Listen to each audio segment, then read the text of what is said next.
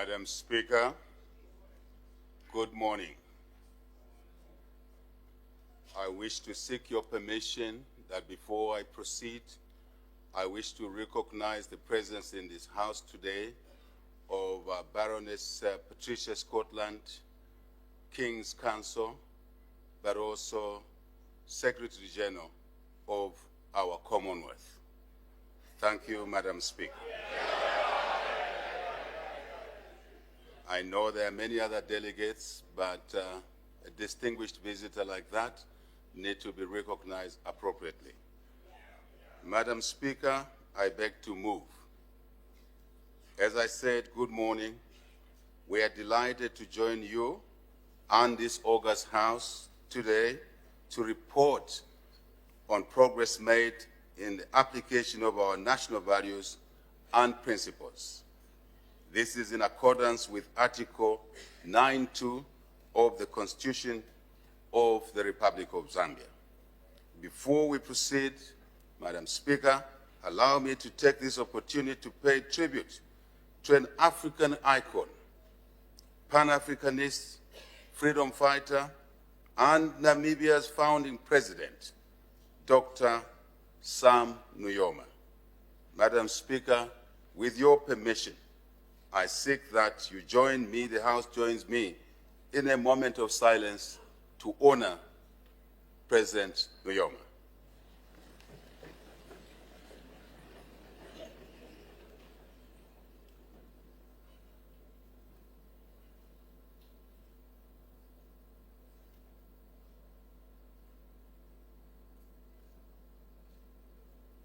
Thank you.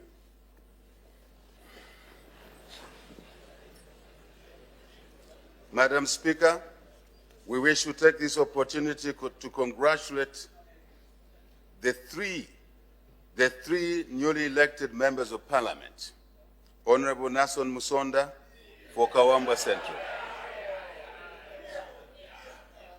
For Kawambwa Central constituency, Honorable Justin Kapema for Pambashe constituency, and Honorable Simon Banda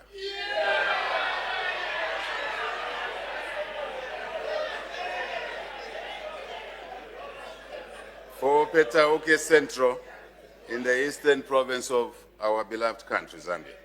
Madam Speaker, the Constitution under Article 8 outlines the national values and principles as follows: morality and ethics. Number 1, 2, patriotism and national unity. Number 3, democracy and constitutionalism. 4, human dignity, equity, social justice, equality, and non-discrimination. 5, good governance and integrity. And lastly, 6, sustainable development. Madam Speaker, our national values and principles are essential in guiding our behavior as a people in the nation. Very important, Madam Speaker.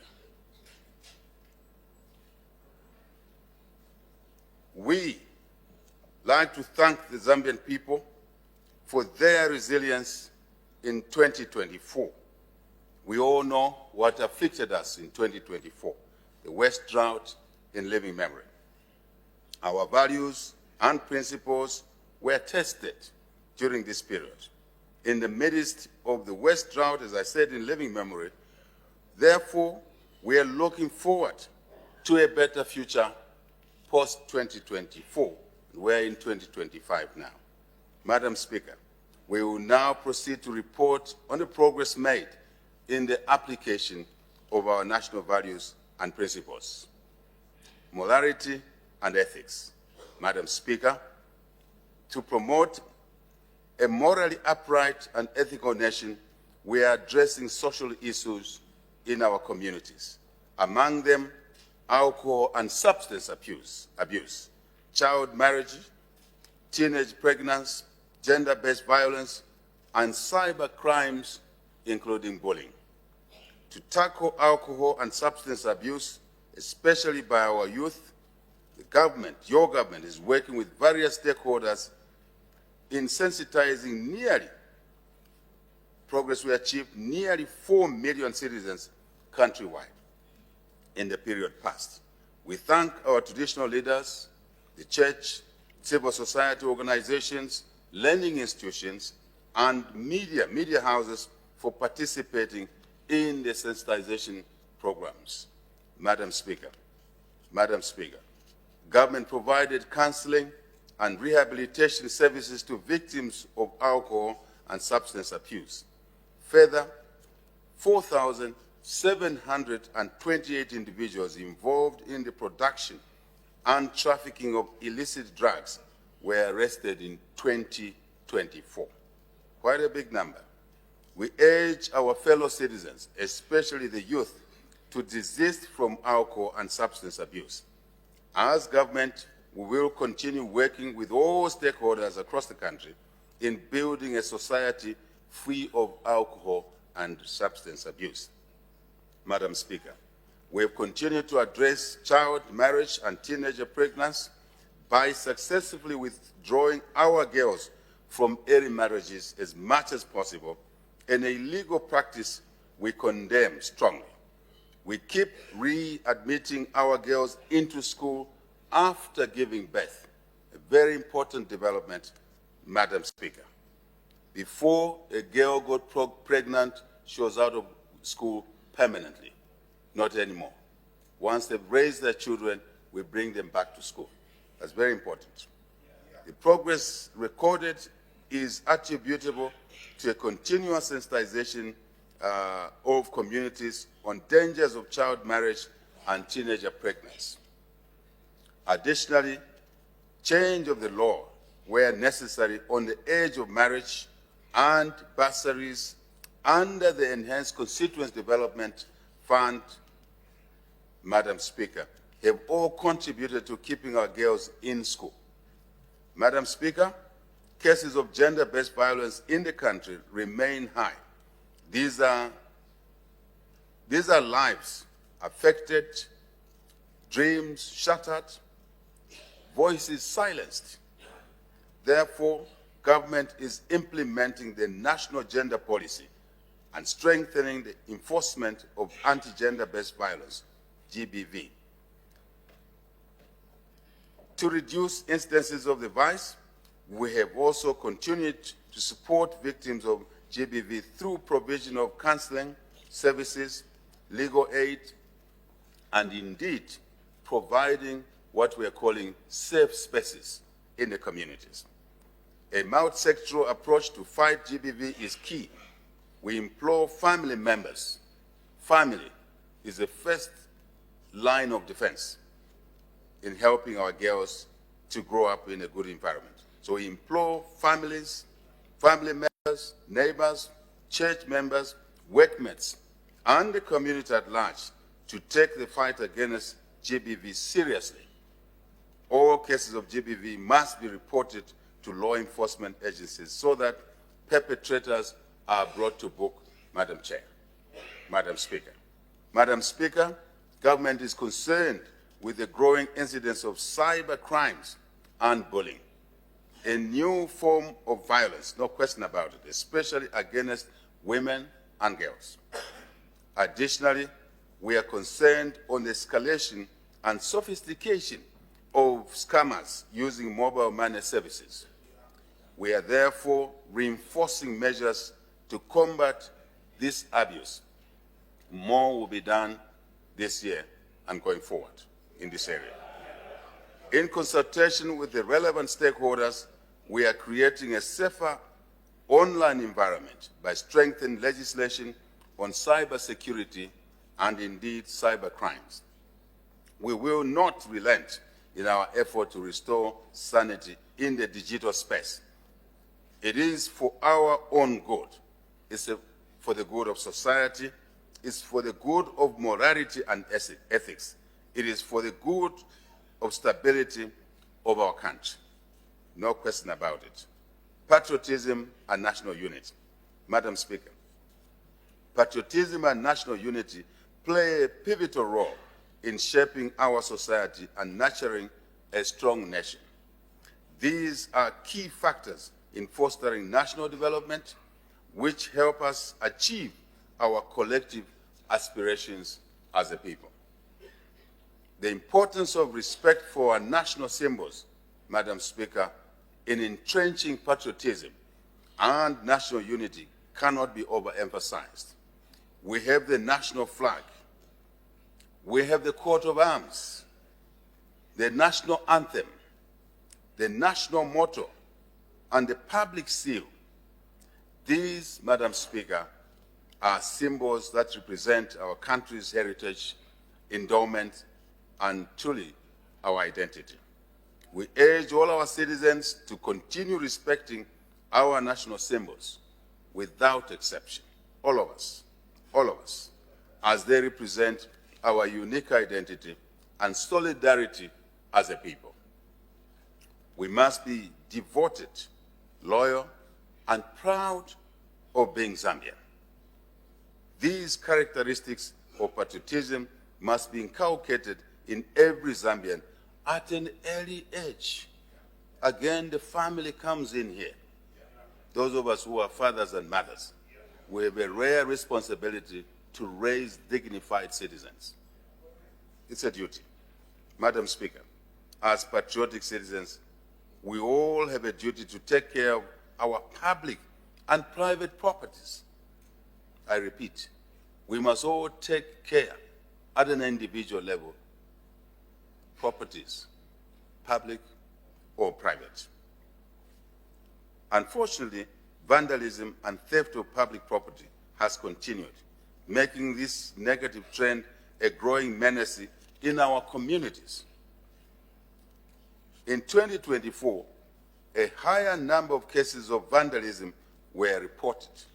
To this effect, government is working on legislation to stiffen punishment for perpetrators of vandalism and theft of public and private property. Property rights must be respected. They are part of who we are. Community without property is worthless. We urge all citizens to be patriotic. Citizens should refrain from and report acts of vandalism and theft of public and private assets, and sabotage to law enforcement agencies. You know what I mean. The House knows what I mean. Sometimes we ignore law enforcement agencies and treat them badly. That is negative behavior as well. To the security wings, we are confident that you will remain vigilant in the fight against vandalism in our country. The growing trend of land encroachment, illegal land occupation, particularly on private property, public property, and the illegal allocation of land is a serious concern, Madam Speaker, that this government is actively addressing and will do so definitively. This unlawful practice is unacceptable, and the government will take necessary steps to put an end to this. No segregation, no special rights to any. We are all supposed to obligate ourselves to the laws, applicable laws. Very important. We urge citizens to apply for land through legal channels to avoid the risk of having illegally acquired land repossessed. We are equally concerned, Madam Speaker, about the increasing number of citizens that are borrowing loans from CDF and CEC with intentions of never to pay back. This is contributing to the stagnated growth of these facilities, whose intended objective is to create revolving funds.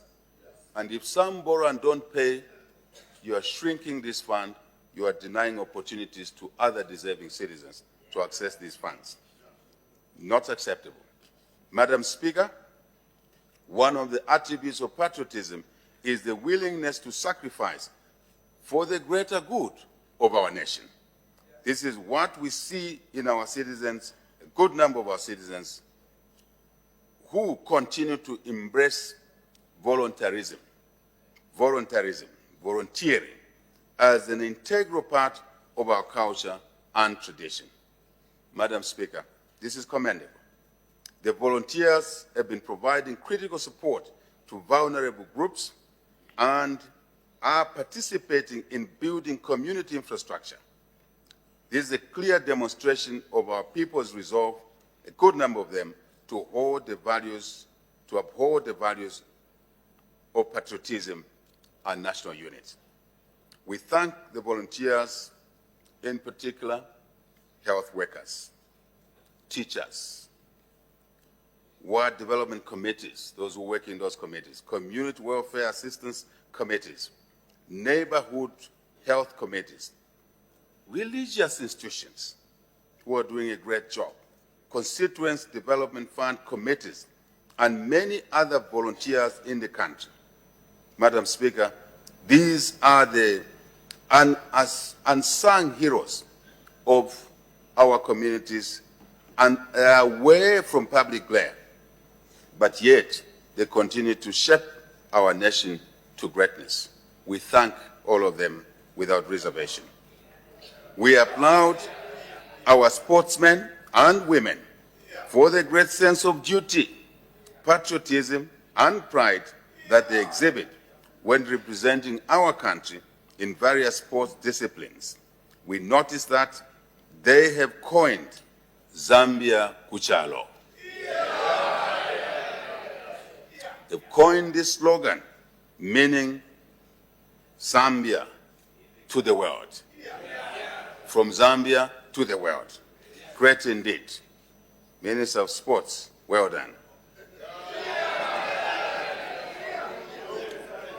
Madam Speaker, this is the spirit we should all emulate as we represent our country in many other disciplines, including in this House.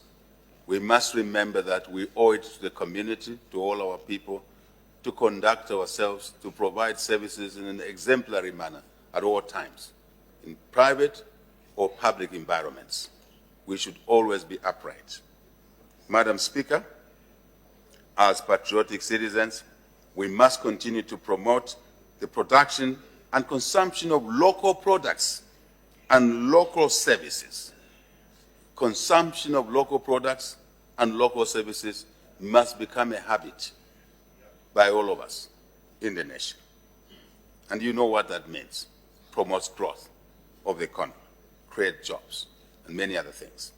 Your government will continue to favor purchase of Zambian produced goods and services through, and strongly so, positive discrimination in the procurement process. Proudly so.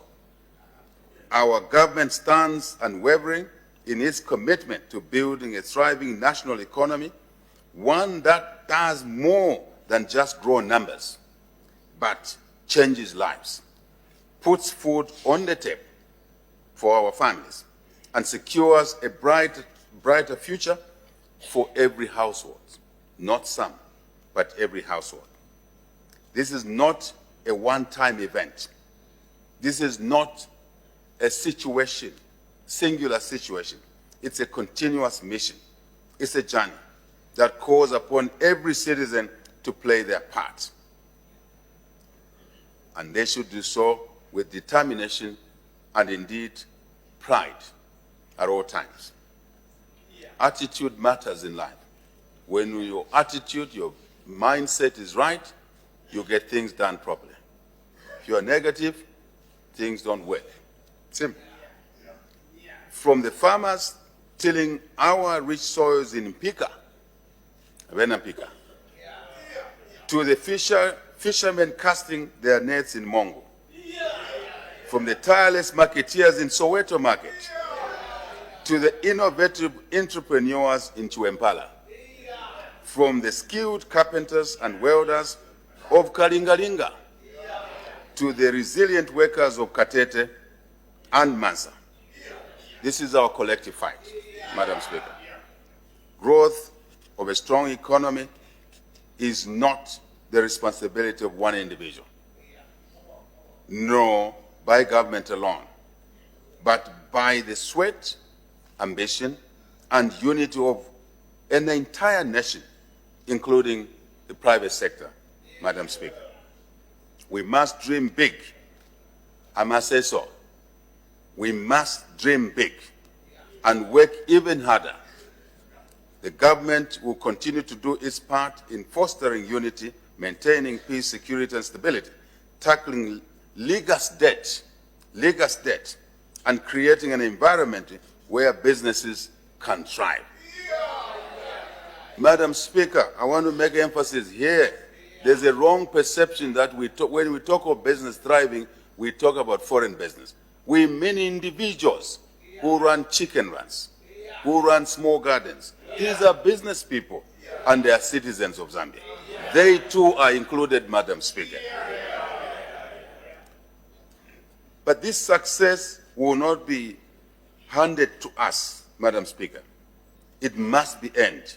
We must rise, push forward, and embrace the work that will make Zambia strong, independent, and prosperous. When we achieve this, Madam Speaker, our country will prosper, create opportunities and jobs, and indeed treasury income, and obviously a brighter future that Zambians can be proud of. That's how it works, Madam Speaker. Our destiny, ingenuity, is in our hands. Let's work, and more hard and smart work is what we need. Together, we will build a Zambia that our children will be proud of. And as they inherit, they will remember us. They shall remember us that they were people who set the pace for them to achieve what they would be achieving in future. We should all be thinking ahead and be proud in advance of what we are capable of creating for our children and their grandchildren. Madam Speaker, it is pleasing to note that a growing number of companies have registered to use the proudly Zambian campaign logo. We welcome the increasing levels of patriotism among the business community and urge more companies to come on board. We are delighted that our people are appreciating our rich tourism products. Accordingly, we relaunched our local tourism campaign dubbed Take a Holiday, Yamuloko. As at November 2024, Madam Speaker, the number of local tourists that visited our national heritage site, national parks, and museums doubled from 184,945 in 2023 to 326,929. This is phenomenal. Congratulations, Tourism Minister. Madam Speaker, an additional demonstration of patriotism is paying off taxes. Paying taxes is not just a moral or legal requirement, but an essential element to fund public services such as desks for our school children and medicines for the sick in our hospitals. That's what it means. To enhance tax compliance, government introduced the smart invoicing system late last year. We have also continued to implement various initiatives aimed at simplifying tax processes and making payments more efficient, easier, more efficient. The tax system has been interfaced with the various standalone online platforms on the government service bus. We are also implementing taxpayers' education programs to enhance compliance. We thank tax compliant citizens, and we encourage those that are not yet in that category to join the rest. Indeed, companies, we thank them as well for the important contribution they make, and we urge all of our citizens to always adhere to tax laws and regulations. Minister of Finance and your team, thank you very much. Madam Speaker, national unity is critical to our country's existence, peace and prosperity. It fosters citizen participation in national affairs and provides a sense of belonging in their own country. We have created a conducive environment for our people to freely interact and participate in social and national events, regardless of their persuasions, religion, ethnicity, anything else, call it. All of our people now are mingling freely, anywhere, unlike ever before. We have witnessed our traditional leaders attending traditional ceremonies of other traditional leaders across the country. It's a totally new phenomenon. Never happened before. It's happening now. In order to appreciate, I'm talking about magnitude. Before there will be 2 or 3 attending. Now you have 60, 70 attending each other's ceremonies across the country. Absolutely. Absolutely. It's all there. It's all there, Madam Speaker. It's not a matter of hearsay. It's there. Last week it was there in Nkwala. We were all there. 70 local chiefs were there, 70 plus. Big number, big number. In order to appreciate different cultures, this is the way the country must be. And we're doing this deliberately, intentionally, so that we can make Zambians understand the value each one of them brings to the table. Very deliberate. This is in the spirit of one Zambia, one nation, and indeed truly one people. Madam Speaker, it is the aspirations of the Zambian people to live as one in peace, harmony, and indeed unity. Unity is essential as an ingredient towards the developmental agenda, Madam Speaker. This administration will continue with our policy of zero tolerance to political violence, to hate speech,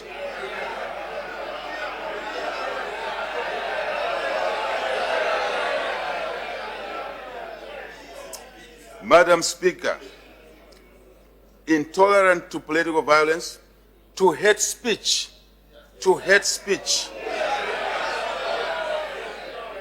negative cadreism,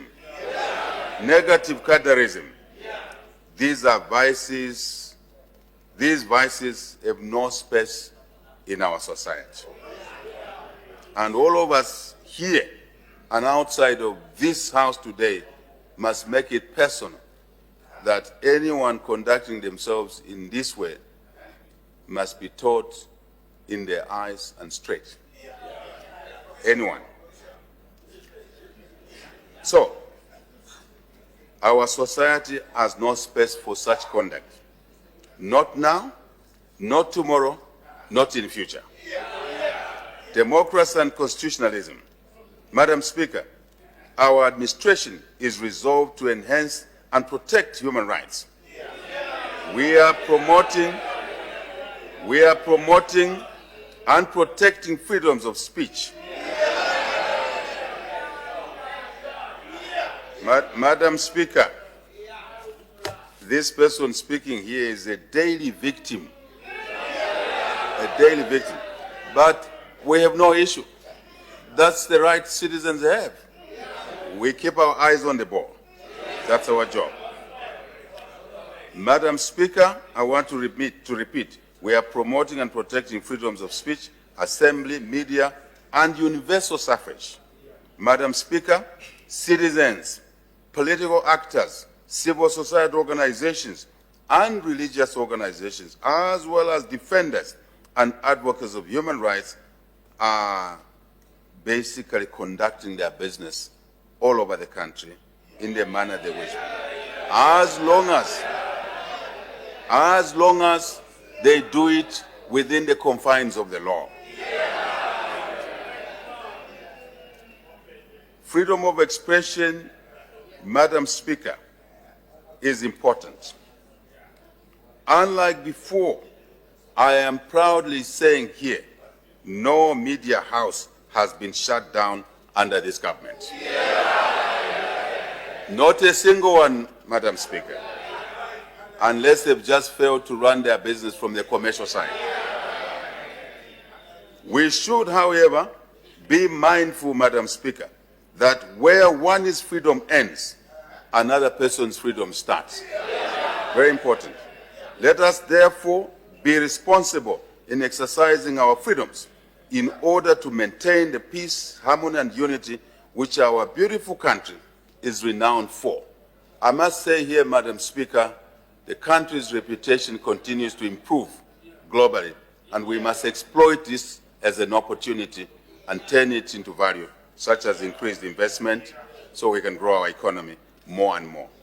As part of our transparency in the exercise of these freedoms, the UPND New Dawn administration voluntarily, Madam Speaker, invited the UN Rapporteur on freedom of expression and opinion. Madam Speaker, this is a rare phenomenon in the history of our country.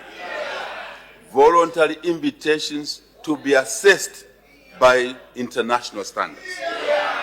We are actually among the few countries in the world that have willingly and opened ourselves to international scrutiny in this area. The rapporteur just concluded her work about 3 weeks ago. It's not long ago. So we're all confident that we will share her results transparently. We would have preferred for this transparent review mechanism to have been carried out during the past administrations as well, so that we could have created a benchmark. How was it then? How is it today?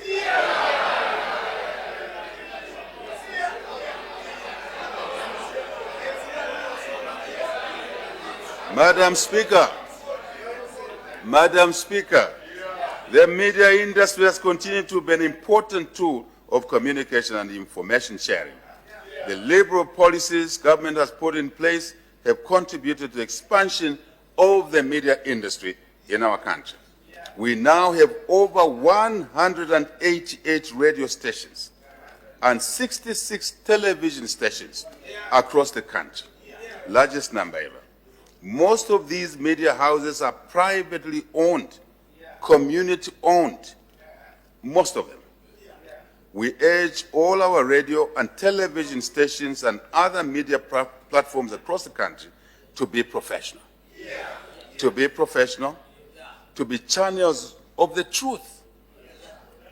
Truth, promoting fairness, unity, and development. It's an obligation of any media house to conduct themselves in this manner. Short of this, damages society. Anything outside of this remit damages society, and that's not in anyone's interest. As part of our efforts to enhance access to information, government has launched the Zanish television channel and the Zamcom radio station. We encourage citizens to take advantage of the tax waiver. Please take advantage of the tax waiver on broadcasting equipment and establish radio and television stations, especially in rural areas.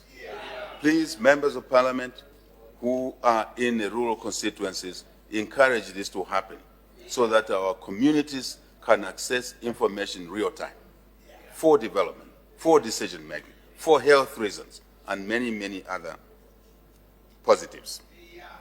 So, Madam Speaker, we want to indicate that this sector too is important not just for information dissemination, but also for creating business opportunities and jobs.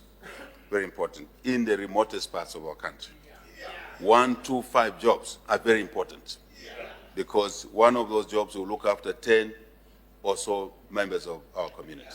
So we want to encourage this to happen across the country. No restrictions anymore. Let's move. Madam Speaker, the right to vote is a cornerstone of our democracy.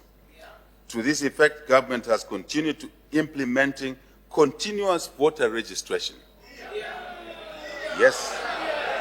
Yes. Yes. Yes, yes, yes, yes, yes. We have increased the number.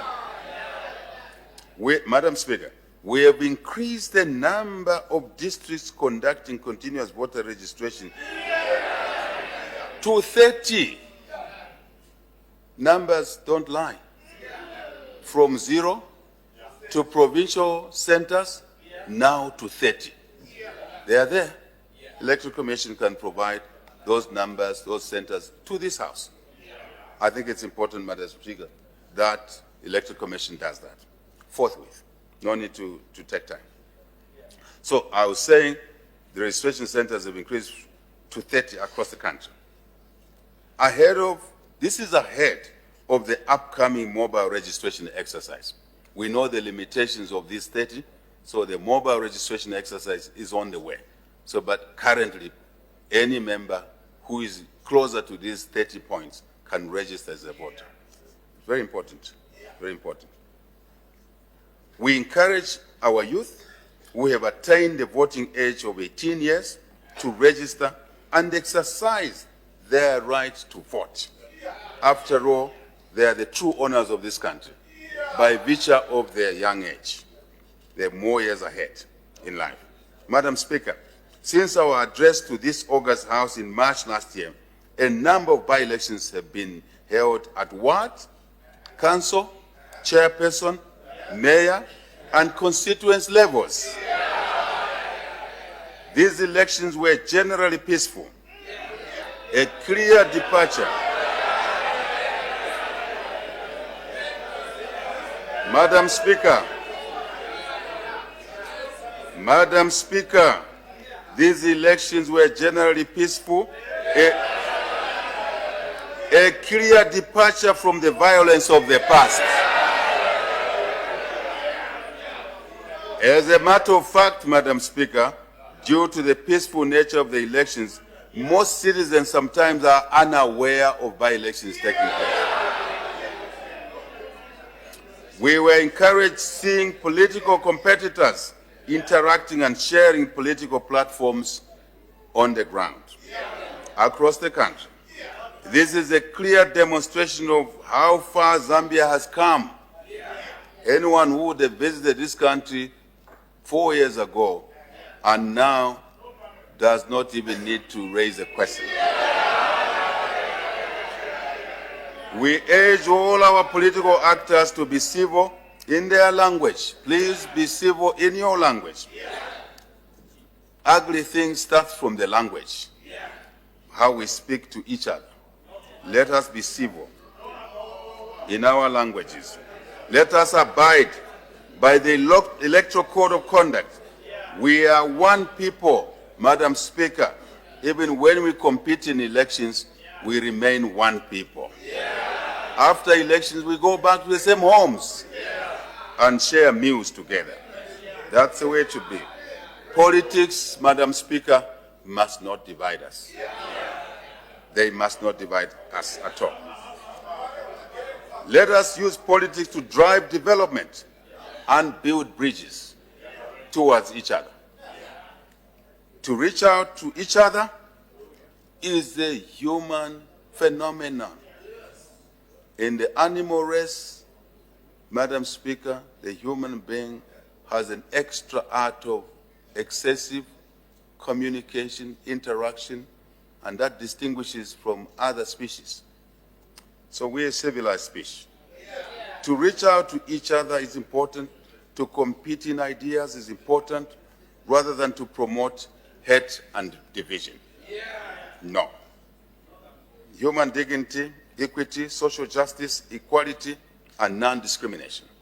Madam Speaker, government remains committed to upholding human rights, of course, dignity, equity, social justice, equality, and non-discrimination. These principles are fundamental in fostering peace, unity, and social-economic development in our beloved country. Through our flagship program, the Enhanced Constituency Development Fund, CDF, now standing at 36.1 million kwacha per constituency, per year. Very important. So we define it correctly. 36.1 million kwacha per constituency per year in all the 156 constituencies. Our people have been offered a new lease of life. Across the country, there is a clear transformation of local communities and improvement in the livelihoods of our people. This was our intention of introducing this tool, this mechanism. without segregation. Madam Speaker, I want to thank the Minister of Finance here. When we distribute staggered CDF releases, they are done to all the constituencies on the same day, in equal amounts. This is not normal 4 years ago. We are constructing schools, health facilities, maternity annexes, police stations, rehabilitating feeder roads. We are constructing market shelters, from ramshackles to decent market shelters. Crossing points, water crossing points, canals, deep tanks, water points for human-animal consumption. Facilities are many being constructed across the country simultaneously, at the same time. And these are only a few I'm mentioning. Madam Speaker, the first time in the history of our country, we have a constituents police vehicle, constituents. We have a constituents developmental projects monitoring vehicle. Now we have an ambulance at a constituents level. What does that mean to quality of life? Very clear. Very clear. Very clear. Madam Speaker, this is what we can simply define development at the national level. CDF is touching many lives, transforming our communities, addressing developmental inequalities. CDF is indeed a game changer. We are restoring the integrity, the dignity of our citizens, particularly in rural areas and peri-urban areas. Go to a chief's palace today, you will see that you are arriving at a palace. CDF, big change across the country. In order to improve distribution, Madam Speaker, I need the House's attention here. In order to improve distribution and delivery of resources equitably and fairly to communities across the country, there will be needs to delimitate or subdivide overly large constituencies.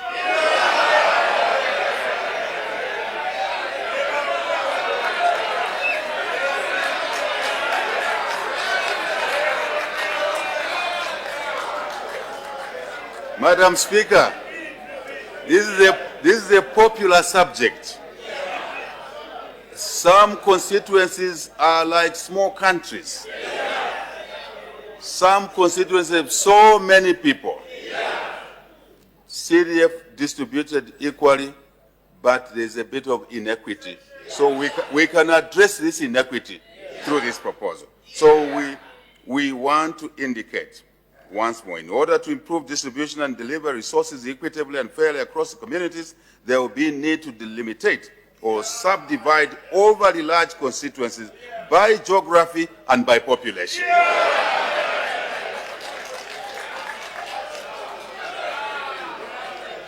Madam Speaker, we are aware that some of these MPs, Madam Speaker, we are aware that some of these MPs struggle to reach one corner of their constituency. It's unfair. It's inequitous. That's why we are proposing this. But we know that this will require constitutional amendment.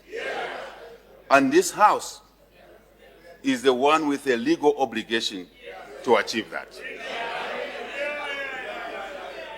Madam Speaker, do I hear consensus on this matter?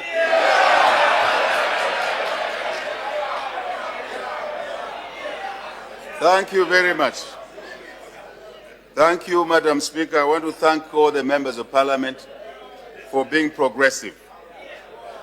Madam Speaker, let us make progress. We urge the civil society, religious bodies, to understand this issue.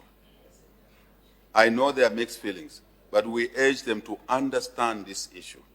Service delivery to the people must take account of these factors: distance, population. We know that there are some with negative views about this issue. I think we should move together as a nation. Thank you. We urge all our community members, ordinary citizens, Madam Speaker, to demand effective utilization of CDF funds. The population must be demanding, must pay attention to how this money is being utilized for their benefit. MPs, you must reach out to everybody. No segregation. Even those who didn't vote for you, you know there's a ward or polling station that didn't vote for you. Take development there. Take development there. Because that's a right those citizens have, to have chosen who they wanted during an election. But once the elections are over, we deliver development to all. That's our obligation. So I'm asking citizens to also be active. It takes two to tango. Citizens might express their needs, and they have the opportunity to do that through the various committees in the constituencies. Madam Speaker, there is no longer any excuse for elected officials like these in this House to neglect their constituencies. There's no justification and there's no excuse, as they are not relying on their meager resources as it was in the past. Now they have this enhanced CDF. Please deliver for the people in your constituencies.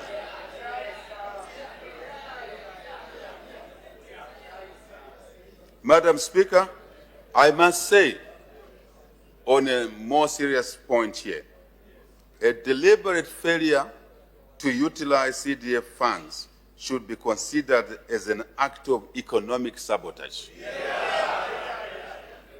particularly against the less privileged in our country, who are experiencing positive changes in their communities.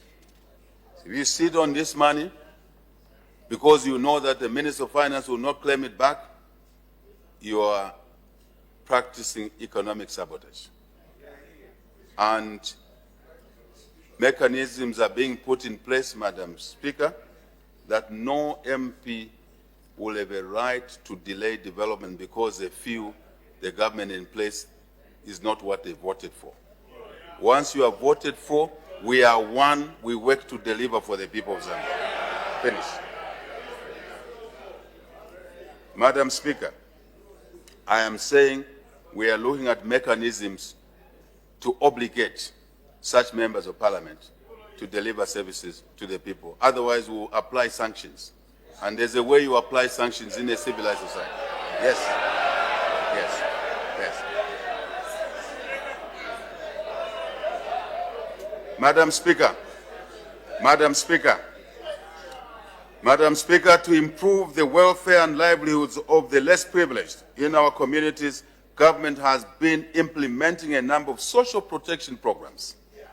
These include the Farmer Input Support Program, FISIP, social cash transfer, ordinary, social cash transfer, enhanced food security pack, public welfare assistance, and the most popular, cash for work.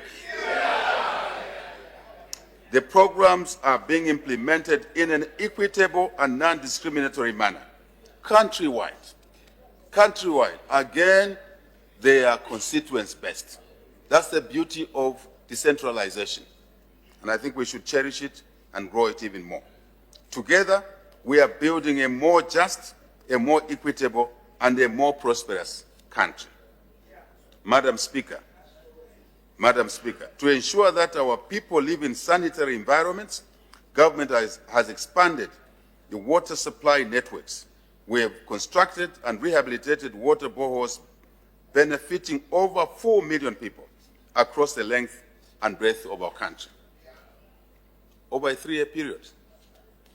In addition, government has extended sanitation facilities networks, achieving 73.6% urban sanitation coverage. Under CDF, 2,352 water, sanitation, and hygiene facilities have so far been constructed in schools, health facilities, markets, bus stations, the notorious bus stations. Once notorious bus stations, I must correct myself, once notorious bus stations, and in communities across the country. We remain resolute, Madam Speaker, in ensuring that every citizen has access to clean and safe drinking water, as well as improved sanitation. Very, very committed to this. Madam Speaker, our free education policy is bearing fruit. Many more of our children, regardless of their background, are accessing education. I'm here, Madam Speaker, to speak numbers. Over 2 million learners have gone back to school in the past 3 years since we brought back free education in our country. This is giving them, the children, and even adults, some, a better chance to succeed in life. Madam Speaker, this policy has motivated some of our citizens, including aged ones. For example, let us welcome our 42-year-old female pupil, Dorothy Kamanisha, from Solwezi, who has gone back to school. She has gone back to school at 42 years old. She is in grade 9. Madam Speaker, let me complete this point. She has gone back to school at age 42 to take advantage of the free education policy. She has come with her head teacher, Crispin Mumena, of Rodwell Mwepu Day Secondary School. Where are they? Where are they? There they are. Where is Dorothy? Wave your hand. Where is our Mumena? Vyepi mwane? Wasant. You may take your seats. Thank you very much.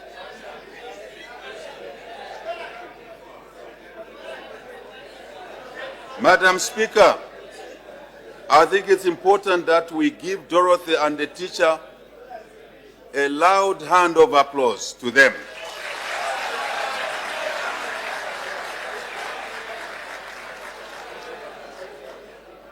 Madam Speaker, the message here is that many more of such people like Dorothy are all over the country. And we must be proud of that as a people, without exception. We must be proud of that. Our belief, Madam Speaker, is that no Zambian should be deprived of education. In our view, Madam Speaker, in our view, education is the best investment, inheritance, and equalizer across society. Many of us in this House, Madam Speaker, did not get anything other than education. And that's what brought us in this House. I can talk of myself, that is what brought me into this chair, to be the servant of the people. Just education, nothing else. We want to see many more children of our country have this opportunity that we here have had. This is a serious issue. Education is the best investment, inheritance, and equalizer. Further, Madam Speaker, we have also continued to improve the learning environment. It's not enough to introduce free education, but we need and we have been improving the learning environment. We are providing school desks, constructing and upgrading classrooms, recruiting more teachers to improve the teacher-learner ratio. And the grades have shown that. Congratulations, Minister of Education. The grades have shown an improvement in the last year because of these changes. Some thought that free education would degrade our quality of education. Numbers don't lie. More kids have done well in school in the last year. Test of the pudding is in the eating. There you are. Further, in 2024, the total number of vulnerable learners benefiting from the homegrown, I beg your pardon. Further, in 2024, the total number of vulnerable learners benefiting from the homegrown school meals program, school feeding program, has more than doubled, from 2.2 million to 4.7 million learners are now on the school feeding program, Madam Speaker. No wonder the results have improved. Additionally, the district coverage increased from 82 districts in 2023 to 106 districts in 2024. This is truly commendable. Madam Speaker, to ensure equity in the provision of health services, government has continued to recruit health workers. In 2024 alone, a total of 4,216 additional health workers were recruited. As you know, Madam Speaker, we've been recruiting year in, year out. This is just for 2024. This is commendable, really. Improving health service delivery to all our people. Further, we are bringing health services closer to our people through construction of health facilities under the CDF. For instance, 142 maternity annexes. Madam Speaker, you will remember that in this House, I came to announce a few years back that every health facility must have a maternity annex with running water so we can protect the mother and child, saving their lives. This is happening, Madam Speaker, and I'm here to say, for instance, 142 maternity annexes, 269 health posts, 157 houses for staff, medical staff, have so far been constructed. Madam Speaker, this your government is walking the talk. While essential drugs have been available in primary health care institutions, the flow of specialized drugs, Madam Speaker, requires improvement, we want to admit. We are happy to report that contracts have been signed for the Cancer Disease Hospital to avail new radiology equipment for radiotherapy treatment in our country. I want to say, Madam Speaker, here that the cancer is becoming a serious problem in our country. And we must work together, this House must work together to allocate more resources towards cancer treatment. And I will not let the cat off the bag, Madam Speaker. I may have good news in a month or so to announce to the nation in this area. I will do it at the appropriate time. Thank you. Madam Speaker, the UPND administration is promoting a decent work agenda in the country. In this regard, we have revised upwards the minimum wage and conditions of employment for domestic, shop, and general workers, as well as bus and truck drivers. Thank you, Minister of Labor. Madam Speaker, access to justice is a basic principle of the rule of law. To enhance access to legal representation by our people, for our people, the Legal Aid Board opened district offices in Kaoma, in Porokoso, in Lundazi, in Zambezi, and Kawamba in 2024. So our people can access legal services closer to where they are. This is a continuing process, Madam Speaker. The number of citizens who receive legal assistance countrywide increased from 31,556 in 2023 to 45,305 in 2024.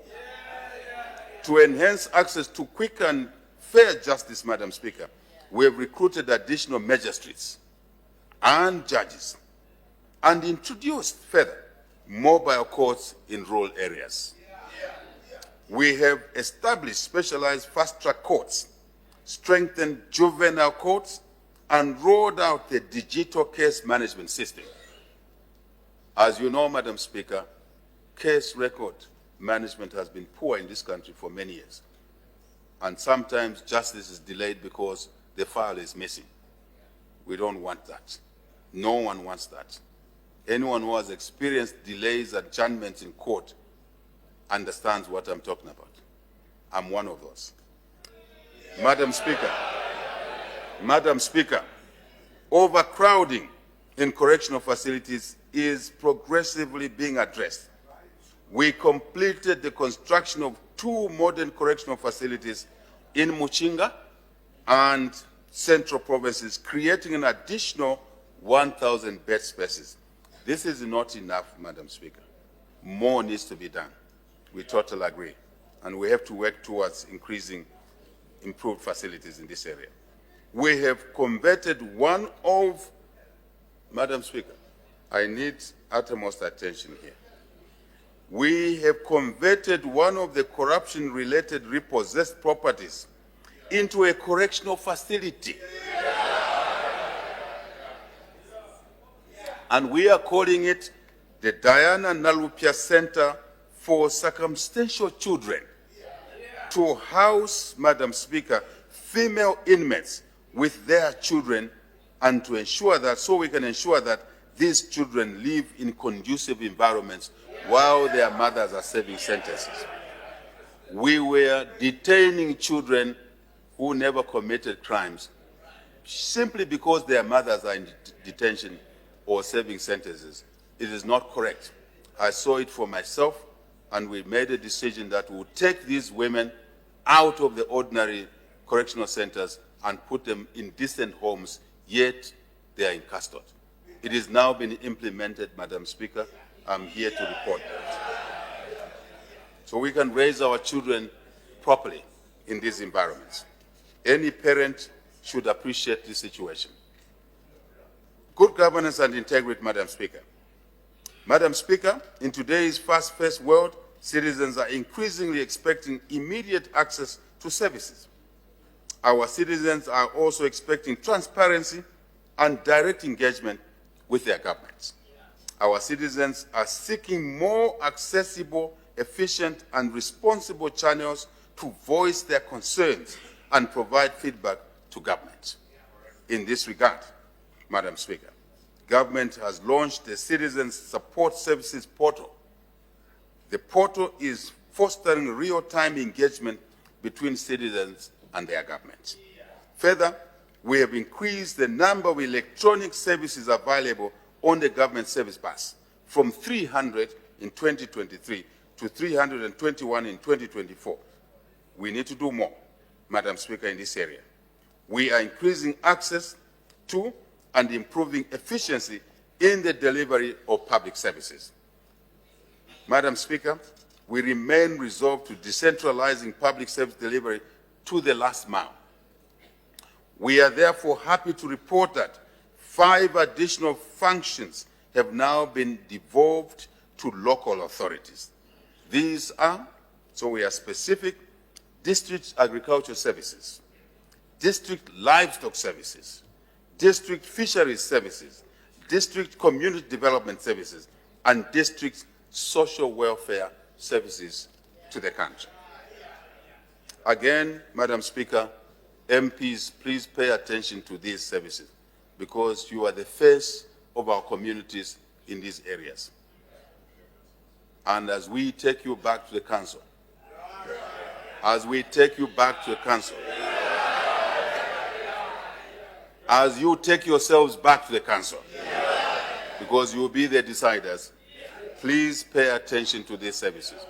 This has been devolved to you now, and help in ensuring that services are being delivered to our people. Madam Speaker, this brings the number of functions devolved from central government to local authorities so far to 13. Therefore, it is true to say we are empowering communities. We're taking decision-making to our people in the provinces, in the districts, in the constituencies across the country. Madam Speaker, in our quest to uphold our national values and principles, we are governing the country on the basis of the rule of law. We will ensure that our governance and oversight institutions continue to operate independently and autonomously. Madam Speaker, the fight against corruption is yielding results. I sat here a year or so and there were doubts, but I'm here to say the fight against corruption is yielding results. We are now witnessing acquittals and convictions, and those found guilty are serving sentences. Unfortunately, this is the rule of law. Unfortunately. As an additional measure, Madam Speaker, I am aware of the debate that was raging in the country about what I'm about to say. But as an additional measure, side by side with prosecution, we are also recovering tainted assets and restoring them back to the rightful owners, the Zambian people. Earlier, Madam Speaker, I gave you an example of a property which is now housing inmates, female inmates with children. This is what we are doing. This is the benefit of what we are doing to society. The government, Madam Speaker, is fully committed. In addition to prosecution, asset recovery, we are committed to fully implementing alternative dispute resolution mechanisms. In short, ADR. These mechanisms will assist us to be more efficient, more effective, as also expediting the resolution of crimes and corruption-related cases. I want to urge the people of Zambia to take advantage of the alternative dispute resolution mechanism in solving problems. I know many countries around the world that are using ADR effectively. We are learning. We would like to apply this as well so that we can resolve issues faster and sometimes in a more holistic way, because we have engaged each other. The ones who have committed the crime and the victims of crime. Put together, I think reconciliation may happen in society. So I'm asking citizens to take advantage of this opportunity. Madam Speaker, by integrating ADR methods such as mediation, negotiation, the government aims to enhance judicial efficiency, reduce case loads, backlogs, and ensure swift justice while upholding principles of accountability and transparency. Very important. This approach aligns with international best practices in combating corruption and reinforces the government's dedication to strengthening the rule of law and promoting good governance in our country. The fight against corruption continues in a non-selective manner. We will fight past, present, and future corruption. We are encouraged by the recent Transparency International Corruption Perception Index score, which has improved first time since 2013. Since 2013, the country has been declining in the assessment. Now we are on the up. We have improved from 37 in 2023 to 39. Remember, I've said since 2013, downhill. Since 2021, 2022, uphill. And we continue to gain. Improved from 37 in 2023 to 39 in 2024. Further, Zambia improved on the global ranking from 98 in 2023 to 92 out of 180 countries in 2024. Madam Speaker, I'm the first one to say that we can do more, and we should do more. Sustainable development. Madam Speaker, in our pursuit of economic prosperity, sustainable development, it is imperative that we work as a team. We work as a country. We work together, I repeat. This is even more critical in the work of the devastating impact of climate change. Climate change has threatened our national food security, energy, and water securities as well as our biodiversity. Indeed, climate change has disrupted our development efforts and has highly contributed to the increased cost of living.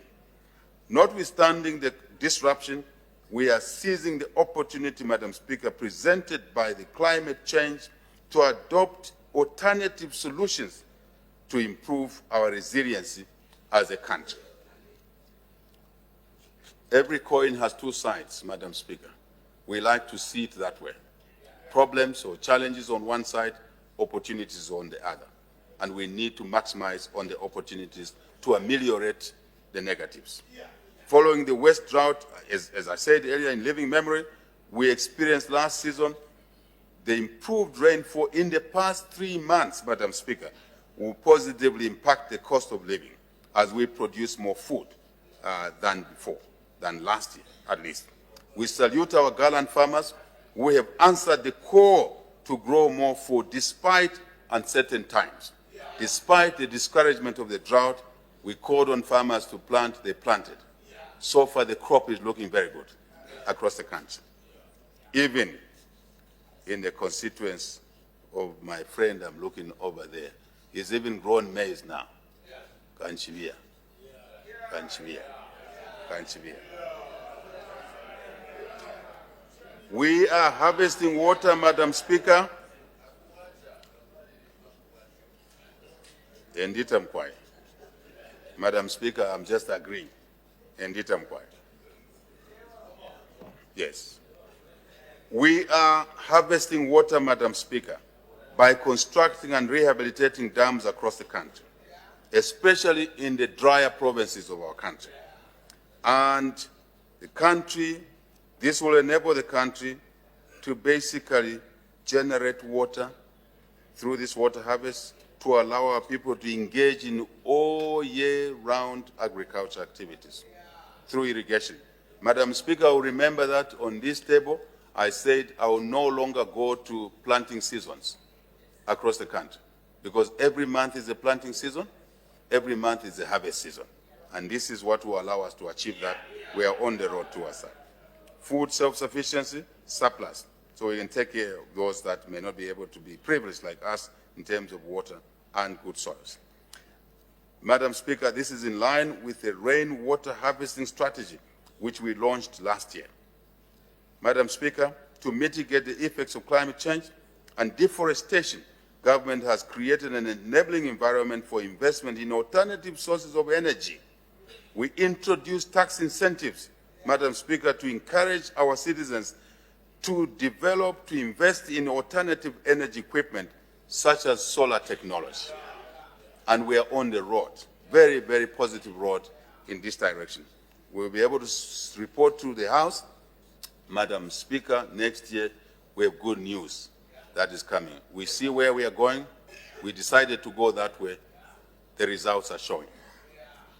Government, through the Rural Electrification Authority, REA, has bridged the electricity gap between rural and urban areas by spearheading programs aimed at electrifying rural communities in an equitable and indeed sustainable manner.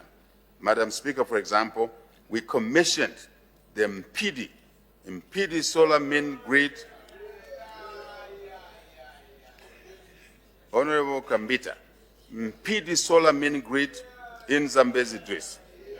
The 640 kilowatt Kasanjiku mini hydro power station in Mwinlunga. Such projects are providing electricity, Madam Speaker, to households, schools, chiefs' palaces, health facilities, agricultural centers, and local courts in communities that have never had any access to electricity since independence. This is happening, Madam Speaker, and it's a humbling experience when you speak to beneficiaries of these facilities. Hear what they say. One medical staff, I visited, commissioned such a station, a couple of kilowatts, Madam Speaker. She explained how, at the point of delivering women who are pregnant, she used to use a light from her phone, to help the mother deliver. Now, she's doing it in broad light. It is humbling. And I want to encourage members of Parliament, please invest more in solar energy in your communities as part of the CDF usage of the resources. You will be amazed the satisfaction, the improvement in the quality of life, water, sanitation, and indeed productivity in the local areas through irrigation. That's my encouragement. Madam Speaker, fuel is a critical driver of economic activity. In recognition of its strategic importance, the government remains committed to securing competitive price fuel from the global markets to lower costs and support sustainable economic growth and stability. Madam Speaker, illegal mining is a menace that we are determined to stamp out, as it damages our environment, puts lives of our young people at risk. Illegal mining. Unsafe mining methods. We have lost a few people over years, and we should not allow this to continue. Therefore, we will clamp down on illegal mining, irrespective of location. This country does not want to hear someone saying, this is my mineral, I mine it the way I want. These are natural resources of the country. Simple and straight. And the law must apply. And when people refuse to respect the law, they will be forced to obligate themselves to the law. For good reasons, as I have said. We need the mining resources to help fuel growth in our economy. Simple. Madam Speaker, our interventions to formalize artisanal mining through fair price capital, provision of fair price capital, enhanced technology, joint ventures, and value addition will ensure a vibrant formal mining sector, not informal, which is at the heart of our development and growth agenda. Madam Speaker, our buzzword going forward, having achieved debt relief, debt restructuring, not relief, very difficult, mission impossible, having revived the mines, investing in energy, and our buzzword now is economic growth, and more growth. For what, Madam Speaker? For jobs, for business opportunities, for treasury income, so we can look after the sick, the young, the old, the retired, those who live with disabilities. That's the way it is, Madam Speaker. No government retiree is queuing at the Ministry of Finance since we took office. We have cleared, Madam Speaker, a 20-year backlog. We can only do that through economic growth, generating revenue. This is the buzzword, and I ask this House, we must sing this chorus. Economic growth, and more growth for the benefits that I've just articulated. Madam Speaker, we are pleased to note that over 1.1 million farmers have adopted smart agriculture technologies in 2024. We urge more of our farmers, especially small-scale farmers, to adopt smart agriculture practices to enhance productivity and to help mitigate the negative effects of climate change. Madam Speaker, proper management of waste is another important aspect of sustainable development. We are concerned with the littering and indiscriminate disposal of plastics and other waste materials in our communities by citizens, by businesses. This is not acceptable. You walk on the roads, somebody is throwing litter outside of their car window. Why not keep that litter in the car? When you reach home, take it out, throw it in the bin. This is responsibility at a personal level. You clean today, tomorrow they are littering again. Then they complain.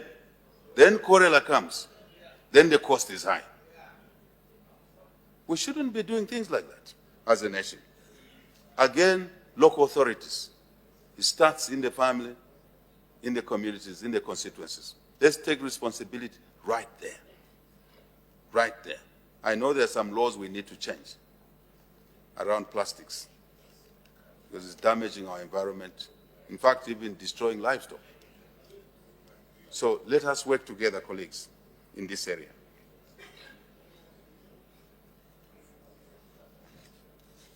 Madam Speaker, in this area of general cleanliness, hygiene, where is our collective sense of responsibility? Where has it gone? Where? Who is going to bring it back? It is us. It's not anybody else, it's us. Responsibility at a personal level. We have bylaws, yes, but as individual citizens, we have a responsibility to keep our environment clean. We must keep Zambia clean, green, safe, and healthy. As I conclude, Madam Chair, Speaker, Madam Speaker, as I conclude,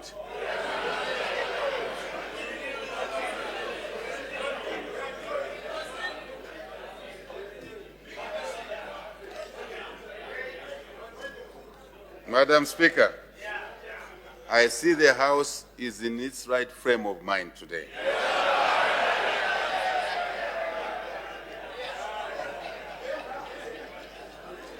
Madam Speaker, I will not say it, but I know the reason.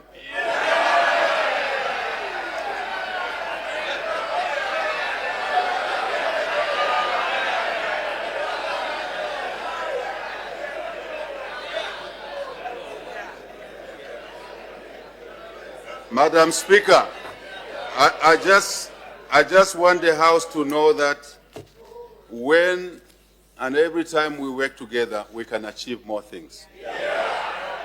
And there will be more good things that will be achieved. And shortly, Madam Speaker, this House will be debating issues that will bring more good news for yourselves, but more importantly, for the 20 million citizens. Madam Speaker, as I conclude, as demonstrated above, we have made progress in the application of our national values and principles and strengthened the pillars of our democracy and constitutionalism. Very important.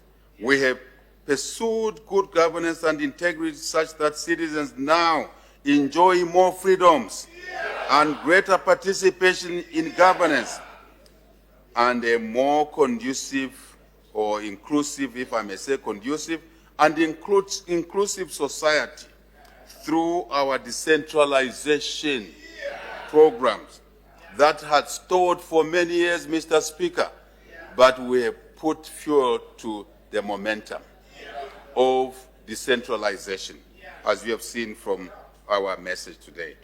We want our local people to take decisions that best serves them than someone in Lusaka making decisions about Kashinakash, about Kambombo, about Shangombo, which they know little about. This is the intention of these decisions. Madam Speaker, if I ask many of citizens here who knows Shishekano, very few. But how can you make decisions about those people without knowing the environment and circumstances there? This is why this policy of decentralization is very important. Madam Speaker, let me say issues around decentralization, around environment, around resilience building must take a lot more of our time going forward. We need people at a lower level to contribute to economic activity, no matter how small it is. We need to create jobs at that lowest point, and it will be felt much more than the factories in Lusaka. I wish to say, Madam Speaker, the journey is far, but we're walking. We're resting there. It's not an event, it's a process. We're far from reaching our destination, but we'll get there. The progress we have made is part of the foundation upon which we must build a better Zambia. This is the foundation upon which our peace, unity, and prosperity must be forever anchored on. The journey requires our determination, passion. I say so, Madam Speaker, passion, from little experience, passion, mindset, attitude are very important. Courage. Courage, just sheer courage. It's important. Defeat starts with the mind, not the body. It starts with the mind. And that's the Zambia I would like us to see, all of us, across the country. With focus, Madam Speaker, progressively we will get there. We remain vigilant and committed to upholding national values and principles in every aspect of our national affairs. We will continue to promote morality and ethics in our conduct. Morality and ethics in our conduct. We will continue to adapt our nation's capability to respond to adversity, including the effects of climate change. No one needs to be taught what we went through just a few months ago. We haven't recovered yet. And I'm aware one of us was calling for a declaration of a disaster. Madam Speaker, this president maintained the declaration of disaster and emergency. It's still applying. How can we declare a disaster on top of a declaration already? It's there. It's not possible. So please, we are not out of the woods. We need to build resilience. We need to be prepared so that next time, with or without rain, we'll have electricity. With or without rain, we'll have food through irrigation. This is my call. This is our call to the country. Madam Speaker, we need the commitment and positive action from all citizens. Every effort counts. Every effort counts. With hard work, unity, and patriotism, we shall triumph.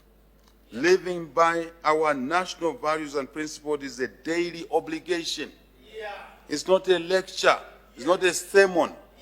It's not a presentation either. It's not the president's speech. It's a daily obligation. It is our duty. It is what we should be living by. It is what is supposed to be normal, not the other way around. We must uphold our values and principles. After all, we devised them ourselves. They were not handed over to us by anybody outside of this country. It's us who generated them because we believe in them. Madam Speaker, we must all become patriotic citizens of high values and principles in public and in private. Some of us think we can get away with negative behavior in private. But one of the Zambian languages will tell you that this desk has ears and eyes. Even in privacy, you will be seen if you are not conducting yourselves properly. Leaders must conduct ourselves properly at all times. We're examples to the community. We're examples to young people. Madam Speaker, I follow what people even in this house do in their private lives. As you follow what I do, we must conduct ourselves properly.